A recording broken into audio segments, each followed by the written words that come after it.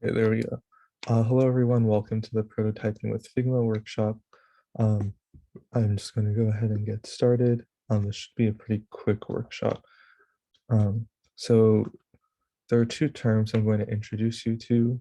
One's called a low fidelity mockup and one's called a high fidelity mockup. So usually when you're brainstorming, um, you would write out a list of ideas that you have, um, or you would draw out a diagram showing like, okay, so this would be a main page of what I'm designing. And then if I were to take the user to the next page, then they'd maybe go somewhere over here. Maybe that's through a tool like this, or just on paper or through Google Docs or anything. A lot of people use that to get their first ideas down, on like the structure of what their idea will look like. But in order to actually design, figure out what your design itself will look like, instead of just figuring out, okay, we're going to have a home page, we're going to have this other page. What will those pages actually look like?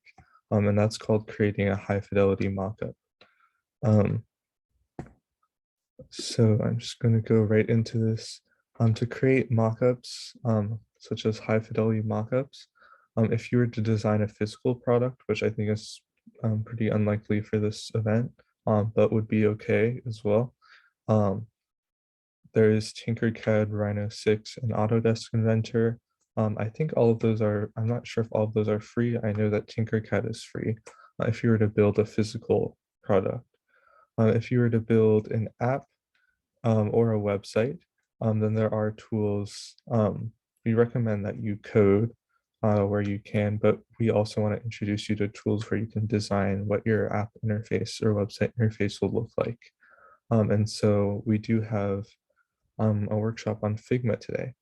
Um, and so if you're not aware, Figma helps teams create, test, and ship better designs from start to finish. So I'll go through how to be able to create all of these different phone frames, and then how you can make it look like it's an actual phone and present it. Um, so first thing we have to do is create a Figma account. So I'm going to go ahead and type in the website and put in the chat. Give about a minute.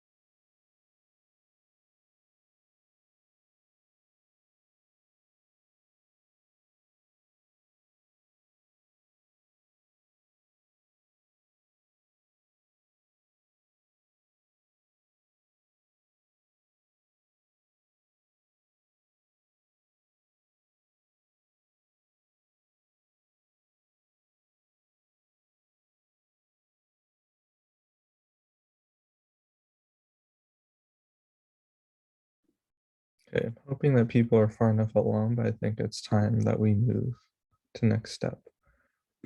So let me share my other screen. So when you get into Figma, it's likely that you'll see something like the screen that I have up here. What you're going to do is under drafts, you can click on drafts if you want, doesn't matter. But you want to click where it says new file, and then create a new design file.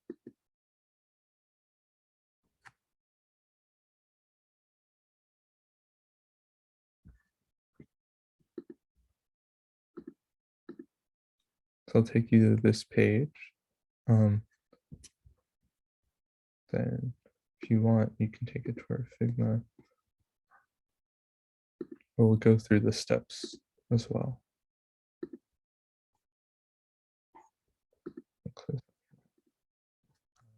The first thing I'll have you do is press the F key. Then you'll see these options for frames pop up on the other side of this, on the right side of the screen. If you click on one of them, you'll notice that it comes up with the size, the frame size of an iPhone 13 in this case. If I want to undo that, if I were to press F again, I could do it the size of an iPhone 11 Pro Max.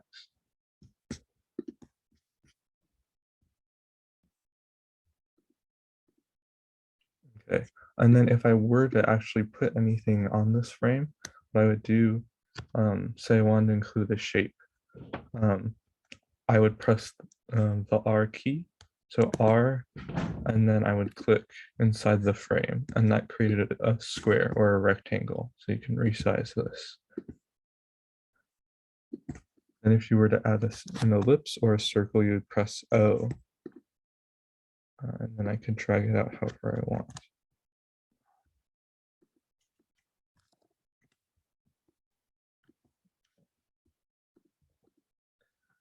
If I wanted to add text, what I would do is press the T button, say SF, make this text a little bigger.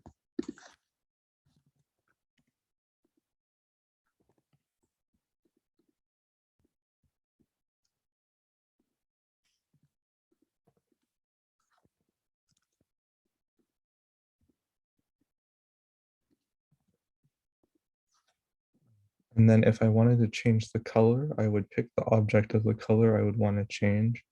So selected the circle, I would go over to fill and I would change the color here.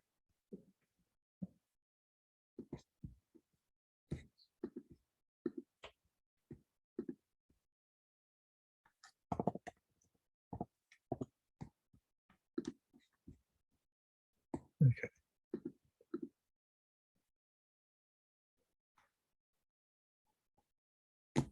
And so, yeah, I'm going to give time for you to do more work with your app. But I'm also going to be showing things that you could do with your app on the screen.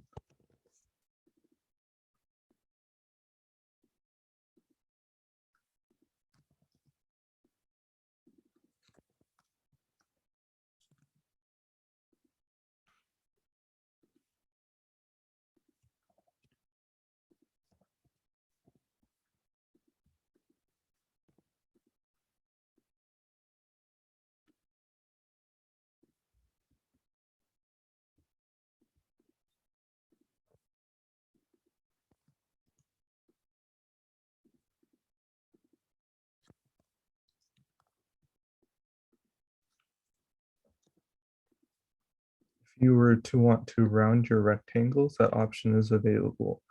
So you'll notice over in the top right-hand corner of my screen, there's a little, you'll notice the sort of curved edge here. When you hover over it, it says corner radius. So if I were to set this to 20, you would notice that the corners on this have become rounded. You can also make it to the point where it's almost an oval. I guess that's as close as it'll get. But if it's more square, of course, it'll look more like a circle the more you make around the edges.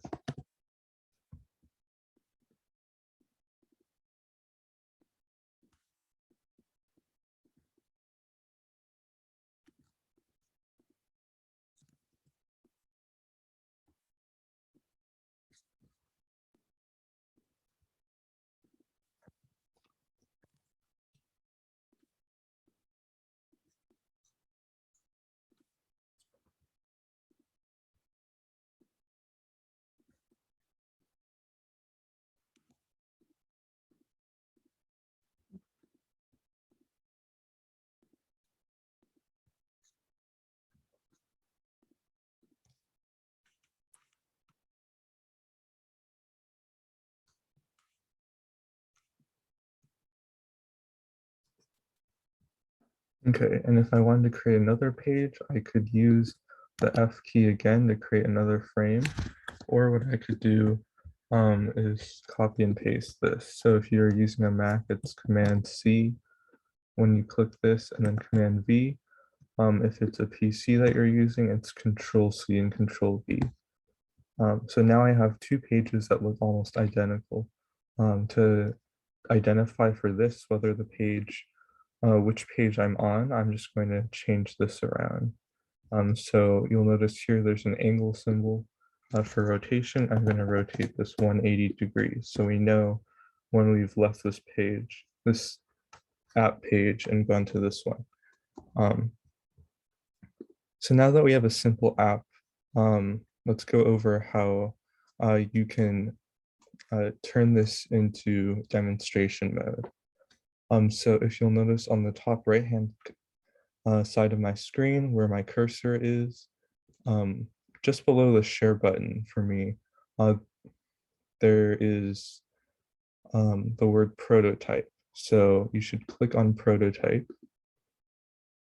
and then say I wanted the user, if they were to click on this button, to go to this page. So what I would do is I would click this button. You'll notice that there's this larger dot here. Click on it and drag it all the way to this page. And we can do something similar here if we want. So say if you click on this, the larger button is here, the user will be sent back to this page.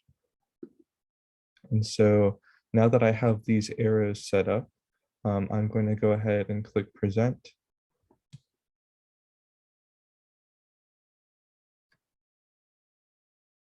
And wait for it to load. But eventually you'll see that it's actually functional and you can switch from page to page.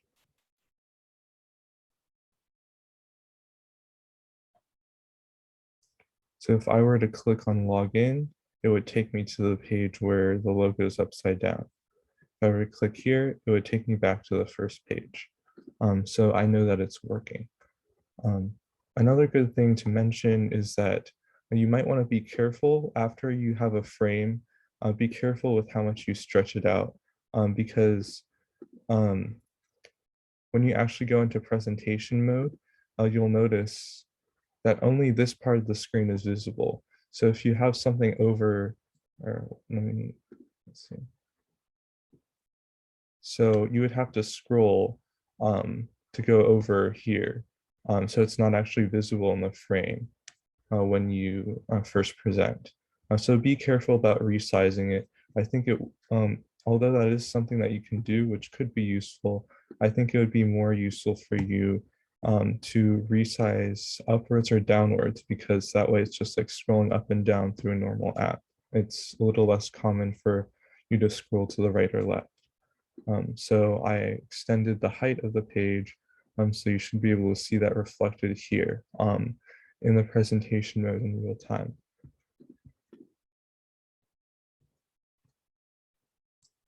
Okay, cool. So that was a basic introduction to Figma. That's basically all we have. If you'd like us to help you design more with Figma, we can always help you. There are tech mentors in each of that are always available. And we can also share this presentation in the chat, where the app that was built is a little more complex, but it's pretty easy to do. All you need to do is follow the same steps, creating rectangles and ovals, as well as adding text, linking buttons to another page, and changing the colors.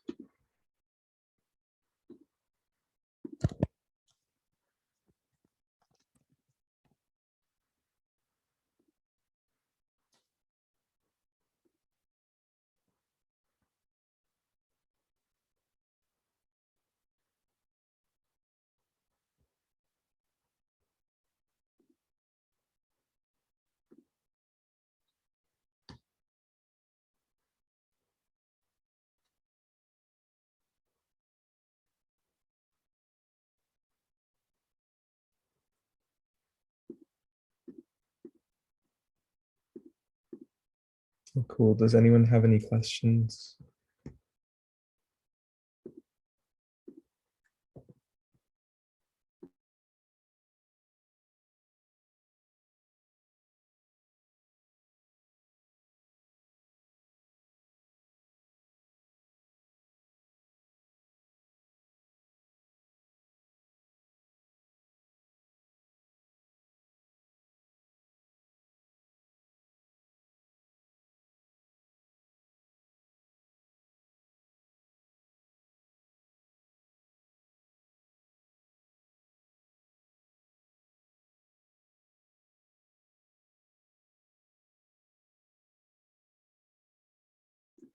Cool. So if there are no questions, thank you to everyone for attending. The next workshop um, is Python Basics, and that's at 2:30 p.m. After that, we'll be following the original schedule. Um, so we're just leading into the break that we scheduled earlier for this workshop.